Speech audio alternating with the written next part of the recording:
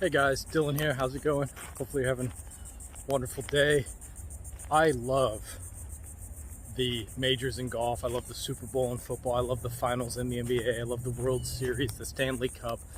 I love the most pressure-packed games and series. And the reason I love that is because you get to see of the star players. They've all put in a ton of work. They've all dedicated a lot of their nights and weekends and holidays and early mornings to getting better. And I like to see who can quiet their mind and let all of those repetitions that they've put in, all of that practice that they've put in, who can allow all of that practice to kind of possess them, take them over, and dominate on the biggest stage, where their legacy will be forever defined. People will write books about it. There'll be documentaries about it. We'll talk about it years from now. Their legacy's on the line. Who can block all of that out and drift into the present moment and enter the zone? That's why you got to really admire someone like MJ, who on the biggest stages from college through the NBA, his game just got better and better and better as the pressure increased. Another reason he's my GOAT. And I'll be watching tonight to see how Jason Tatum reacts to it. Can he quiet his mind and play not just at a level like they did in the regular season, but can they take it to another level? Jordan said he loved the playoffs and the finals because everybody was trying extremely hard. Everybody was playing defense extremely hard. So if he scored 40 in the playoffs, it was quote unquote harder to do than scoring 40 in the regular season, because everybody on defense was playing a little bit harder. Everybody knew they would win or go home, but he could still quiet his mind. He could still go into the present moment. You'll see some players that when we say the stage is too big for them, the lights are too bright, essentially what we're saying is they're thinking about their legacy while they play. That's like at the forefront of their mind.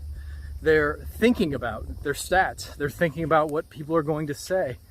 And that makes people shrink in the moment. You're distracted. You're actually distracting yourself with the future. Not good. So I like to watch to see who can get into the present moment and not just duplicate what they've done in the regular season, but get into that hyper zone. Not just the regular zone, but the hyper zone. Now, there is something to be said for having back in the background, like a little bit of a thought, little extra motivation in the background that gives you a little extra energy, a little extra focus. I say this all the time, but you know, if you have ADHD, you'd think they give you something to slow down your mind.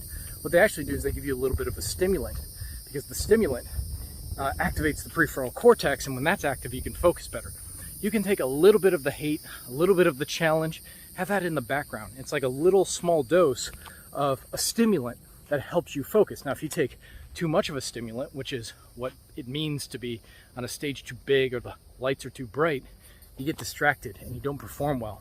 And we've seen some superstar athletes in every sport fail miserably when the pressure was extremely high. It's because they started thinking, and their thinking interfered with their doing. So I love to watch this. Last point, I'm looking for a player who I say they have SPF, you know, kind of like the sunscreen.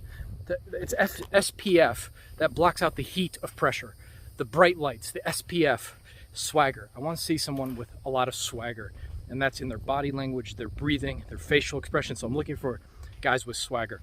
And then I'm looking for guys who have poise, emotional control, who aren't too high or too low. They're at the right temperature. They're playing with the right body tempo. And lastly, focus. I'm looking for focus. Can they get into the present moment and play the game the way they know how to play the game, to let their subconscious take over and run their body?